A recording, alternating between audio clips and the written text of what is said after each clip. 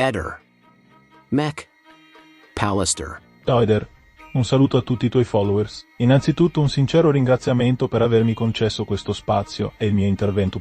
Rails. Ti ringrazio della privacy che mi vorrai concedere, la prudenza non è mai troppa, e per ovvi motivi rinvie. Oggi vi parlerò di una scoperta significativa fatta in relazione alla ripresa video da GoPro fatta da Sebastiano. Visenti ma che non ritengo lui abbia fatto da solo. Vi dico perché a breve lo ondiolo.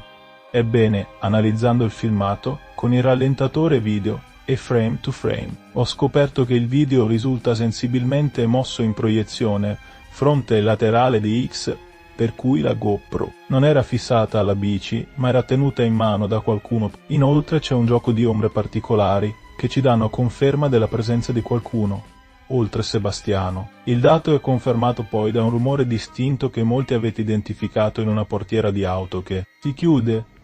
C'è però di più. Oggi sono in grado di dirvi che chi ha ripreso Sebastiano è un uomo dalla voce molto raffinata. La prova sta nella unica parola detta dal terzo soggetto, nella parte di video in cui si vede Sebastiano andare verso la GoPro e dire andiamo avanti. A ciò segue un ok con una voce che non è né di Sebastiano ma di un altro uomo. Emerge poi un abbigliamento di Sebastiano, poco consono alla scalata e occhiali neri che coprono volutamente gli occhi.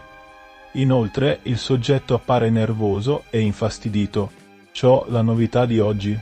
Quello che è stato detto sul tuo canale risponde a verità, caro Eder. Sebastiano Controvoglia realizza questo video grazie a qualcuno che è lì con lui. Indossa gli occhiali neri per non far vedere i propri occhi che potrebbero guardare il regista del video. Tale soggetto è un uomo dalla voce delicata ed educata. Si tratta quindi di una persona colta nella misura in cui conosce determinati modus operandi. Mi spiego meglio, ovvero consiglia a Sebastiano l'uso della GoPro per crearsi un video alibi per non avere bisogno di un testimone persona. Inoltre gli fa mettere gli occhiali di cui non avrebbe bisogno per guardare nel video. Anzi, in questi casi gli occhiali te li togli.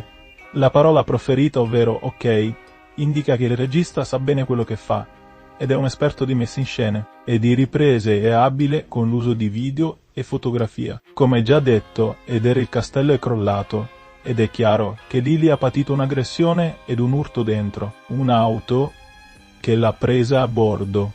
Grazie. Non sappiamo cosa sia successo a Liliana, però c'è da dire che tempo fa abbiamo tirato fuori per primi in assoluto l'ipotesi dell'incidente stradale e mi fa piacere, al di là del fatto che io creda o meno che questa ipotesi sia veritiera, che dopo la stessa è stata ripresa dalle TV, perché in fondo conferma che anche questa volta siamo arrivati prima di tutti gli altri. Ehi, non dimenticare di iscriverti a questo canale.